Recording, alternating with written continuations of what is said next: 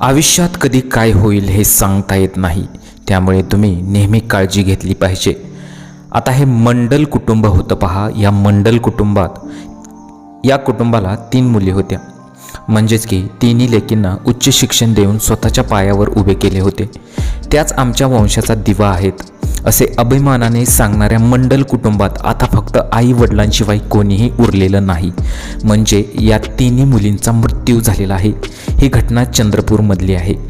त्यांच्या तिन्ही लेकींच्या अचानक झालेल्या दुःखद निधनाने संपूर्ण कुटुंब शोकसागरात बुडालेलं आहे. चंद्रपूरच्या बाबूपेठ वार्डातील प्रकाश मंडल हे वेस्टर्न कोलफिल्ड्स लिमिटेडमध्ये कार्यरत होते. त्यांची पत्नी गृहिणी होती.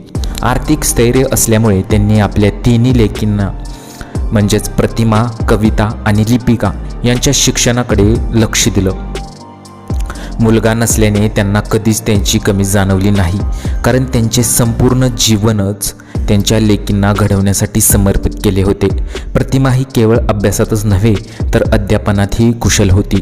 त्यांचे काका सरदार पटेल विद्यालयात चंद्रपूर येथे प्राध्यापक होते, तर काकूंनी विज्ञान विषयात पदवीधर शिक्षण पूर्ण करून खाजगी शिकवणी सुरू केली. मोठी लेक प्रतिमा याच क्लासेसमध्ये शिकवायला जायची. कविता आणि लिपिका या दोघी पदवी शिक्षण घेत होत्या. तिन्ही बहिणी हुशार असून त्यांना विज्ञान आणि गणित विषयांची विशेष आवड होती. आता या तिघींचा मृत्यू नेमका कसा झाला? घटनेच्या दिवशी बुधवारी प्रकाश मंडल आपल्या कामावर गेले होते. घरी त्यांची पत्नी आणि तिन्ही लेकी होत्या. आता त्या दिवशी महाशिवरात्री सुद्धा होती. आई आणि तिन्ही बहिणींनी काकांच्या कुटुंबासोबत मार्कंडा देवीत दर्शनासाठी जाण्याचा निर्णय घेतला. म्हणजे मार्कंडा देवी मंदिरात दर्शनासाठी त्यांनी जाण्याचा निर्णय घेतला होता. मात्र कोणालाही कल्पना नव्हती की ही यात्रा त्यांच्यासाठी शेवटची ठरेल. आता नेमकं काय झालं होतं की या तिघांचाही मृत्यू झालेला आहे. तर झालं असं होतं की चंद्रपूर गडचिरोली राष्ट्रीय महामार्गावरील सावली तालुक्यातील वैनगंगा नदीच्या पुलाखाली या तिघीही लेकी आंघोळ करीत होत्या. आता आंघोळ करत असताना काय झालं पहा.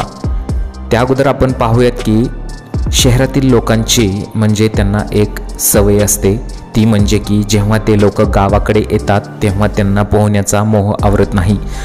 तुम्ही या अगोदर सुद्धा पाहिलं असेल की जेव्हा गावाकडची मंडळी शहराकडची मंडळी गावाकडे येतात तेव्हा ते नदीवर किंवा विहिरीवर तलावात त्यांना अक्षरशः पोहू वाटतं आणि त्यानंतर त्याचा ते आनंद घेत असतात.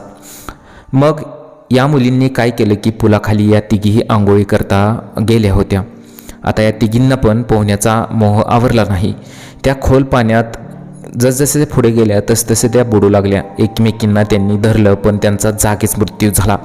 ही बातमी समजताच संपूर्ण मंगल कुटुंब उद्ध्वस्त झालं. ज्या मुलींसाठी त्यांनी आयुष्यभर कष्ट घेतले, त्यांना उंच शिखरावर पोहोचवण्याची स्वप्ने पाहिली, त्याच मुलींच्या अंत्यसंस्कारासाठी त्यांना पुढे यावे लागले. ही असह्य वेदना त्यांच्यासाठी सहन करणे कठीण होते. तर चंद्रपूरमधून अशी घटना घडलेली आहे.